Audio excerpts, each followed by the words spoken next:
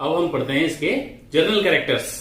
Chordata के journal characters में सबसे पहला कैरेक्टर है एडजीएशन या अक्षीकरण।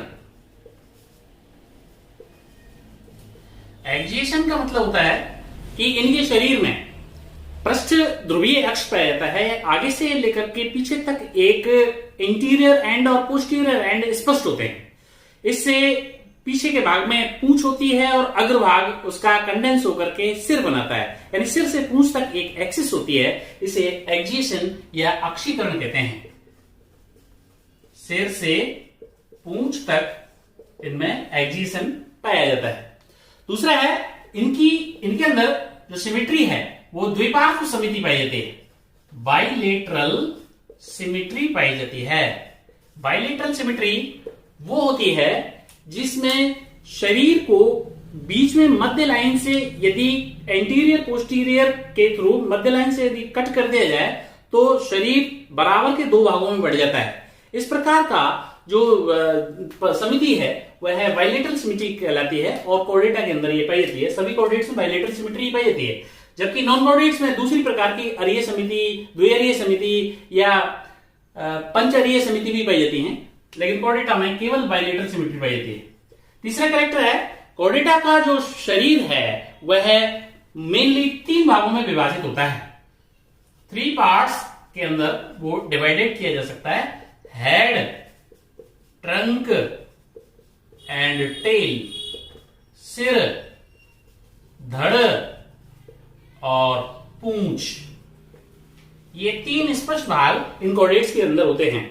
लेकिन कुछ कोर्डेट्स के अंदर चौथा भाग भी होता है, गर्दन भी पाई जाती है। गर्दन के कारण वो चौथा भाग होता है, जैसे इनमें ये रेप्टिलिया से लेकर के और मेमिलिया तक पाए जाते हैं। लेकिन सिर, धड़, पूंछ तो सभी में होते हैं, पीसीस से लेकर के मेमिलिया तक सभी प्राणियों के अंदर ये पाए जाते हैं।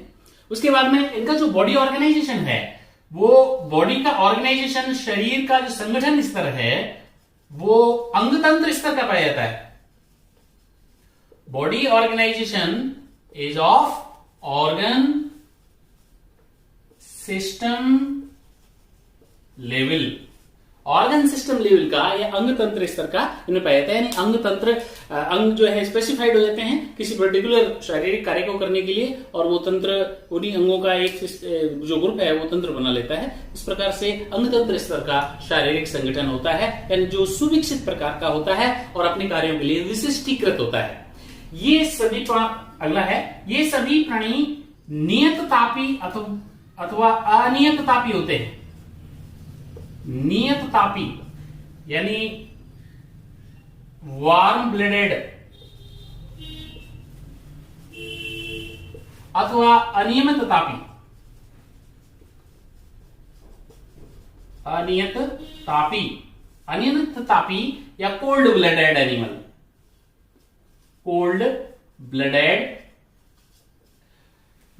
नियत तापी वो होते हैं जिनके शरीर का तापमान नियत रहता है, चाहे बाहर का पर्यावरण का, वातावरण का तापमान फ्लक्चुएट होता रहता हो, लेकिन शरीर का तापमान निश्चित रहता हो तो वो नियत तापी या वार्म ब्लडेड एनिमल कहलाते हैं। और अनियत तापी वो होते हैं जिसमें वातावरण के बदलते हुए तापमान के अनुसार जिनके शरीर का तापमान बदलता रहता है वो अनियत तापी प्राणी कहलाते हैं। जैसे कि रेप्टाइल है, एम्फीबियन है, पीसीज हैं, ये अनियत तापी प्राणी हैं, और बर्ड्स और मैमल्स जो हैं वो नियत तापी प्राणी होते हैं।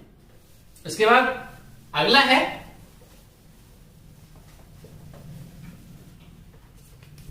इनका जो हृदय है, हार्ट है, वो अधरतल पर स्थित होता है। Heart ventrally situated. हृदय अधरतल पर स्थित होता है, अधरतल पर स्थित होता है, जबकि नॉन कोर्डेटा के अंदर या तो वेंट्रल साइड में होगा अथवा लेटरल साइड में होगा, लेकिन अधरतल पर नहीं होगा।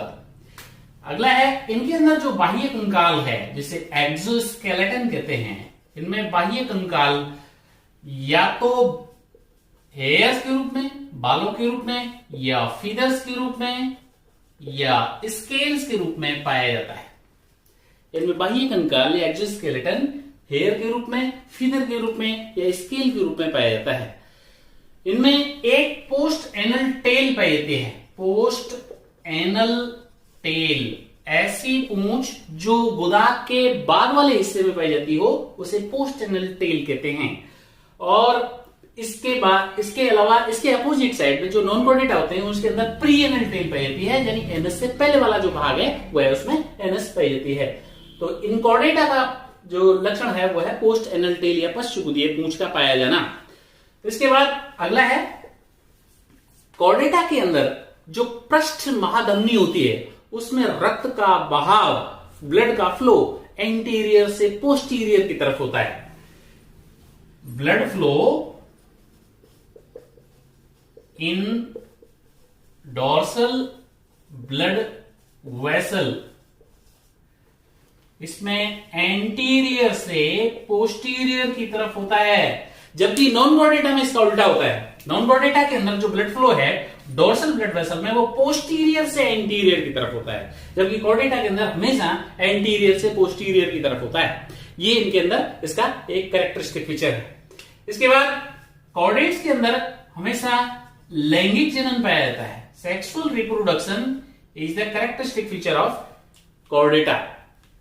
सेक्सुअल रिप्रोडक्शन तो नॉन कॉर्डेटा में भी पाया जाता है, लेकिन नॉन कॉर्डेटा में इसके अलावा दूसरे जनन भी पाए जाते हैं, जैसे कि वेजिटेटिव रिप्रोडक्शन है, कैक जनन है, अलैंगिक जनन है, एसेक्सुअल रिप्रोडक्शन है, स्पोर के द्वारा रिप्रोडक्शन है, सिस्ट के द्वारा रिप्रोडक्शन है, और अन्य विधियों से पाए जाने वाले रिप्रोडक्शन भी नॉन कॉर्डेटा के अंदर पाए जाते हैं। लेकिन कॉर्डेटा के अंदर केवल सेक्सुअल रिप्रोडक्शन पाया जाता है। इनके अंदर पुनरुत्थ भवन की क्षमता बहुत कम होती है, लो कैपेसिटी ऑफ रीजनरेशन की बहुत ही कम कैपेसिटी होती है, जबकि नॉन कॉर्डेट जो छोटे एनिमल होते हैं और जो एक्वेटिक एनिमल होते हैं उनमें इस रीजनरेशन की पावर ज्यादा पाई जाती है। जैसे कि तारा मछली का अगर एक भुजा कट जाए तो वो तुरंत ही नई भुजा आ जाती है, लेकिन कॉर्डेटा के अंदर केवल छिपकली की पूंछ को छोड़कर या कुछ विशेष ऑर्गनों को छोड़कर रीजनरेशन की जो पावर है, पुनरुत्थ भवन की क्षमता बहुत ही कम पाई जाती है।